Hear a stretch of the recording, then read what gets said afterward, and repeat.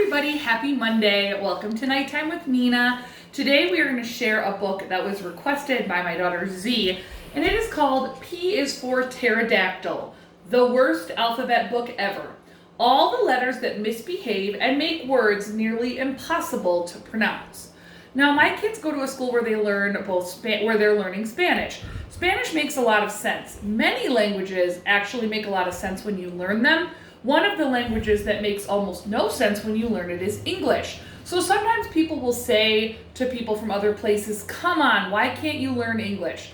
Well, for anybody who's actually trying to learn English, it's one of the hardest languages to learn because it doesn't make sense. The rules that apply to other languages don't apply to English. So next time you hear somebody working hard to learn English, you should be impressed with them, not disappointed, because this language is really tricky, as you're about to see.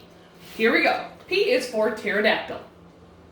Did you know that there are some really wacky words that start with a silent letter? Most of the time you can just ignore that pesky first letter and sound out the rest of the word. But be careful, there are other words in this book that don't follow the rules. Look to the back of the book for help with some of the most mischievous words. So, A is for aisle. The bread aisle has not been cleaned in eons, and 90 tiny beasts meet to have a feast. So a bunch of those words had A's in them, and I didn't ever really hear the A sound. B is for delium. We doubt anyone knows what delium is, but it's the only word dumb enough to begin with a silent B. C is for czar. Shh. The fascinating czar is secretly part Czech. D is for Djibouti.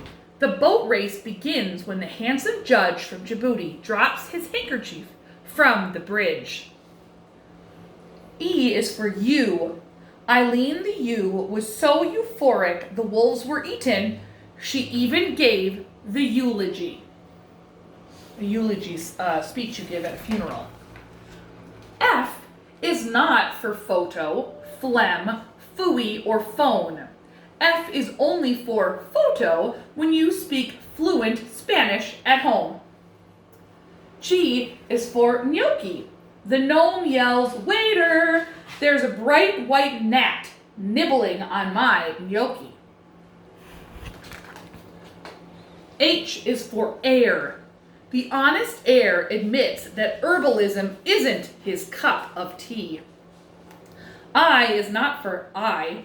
We asked the pirate if he had two eyes, and he said, aye aye. J is for high-a-lie. Juanita and Bjorn happily played high-a-lie before eating fajitas in Juarez. K is for knight. The noble knight's knife nicked the knave's knee. L is not for L. An elephant named L rode the L train halfway to El Paso and dined on hearts of palm with her folks. Folks is a funny word because you cannot hear the L sound in it at all. M is for mnemonic. Here's the Great Lakes, and the mnemonic device is Holmes. H for Huron, O for Ontario, M for Michigan, E for Erie, and S for Superior. So M is for mnemonic, but now Mr. M can't remember why. N is not for not.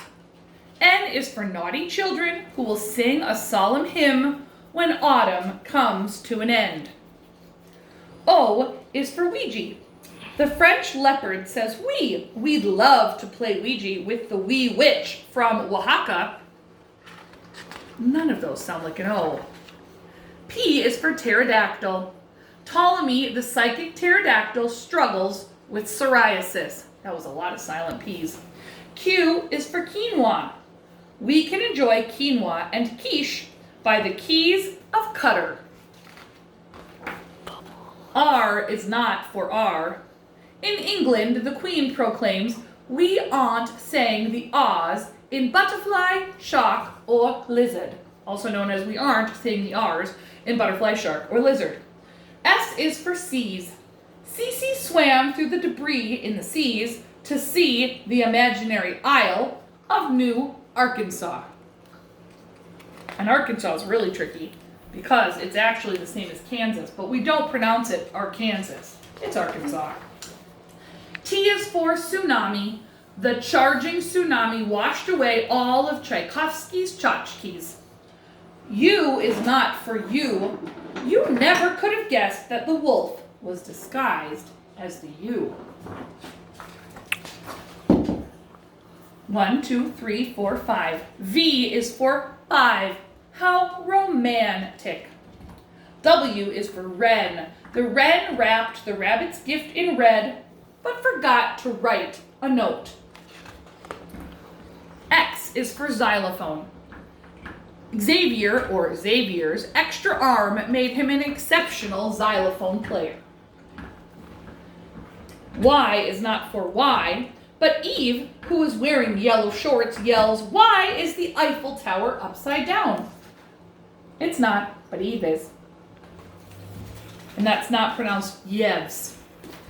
Z is for Zhivago. Good night, Zhivago the zebra. I've enjoyed our rendezvous. Zzz. So there are just a few of the crazy words we have in the English language. I hope you learned some new words today. Maybe you can work some of them into your vocabulary in the coming weeks.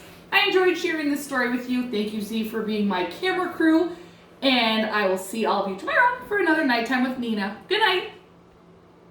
One.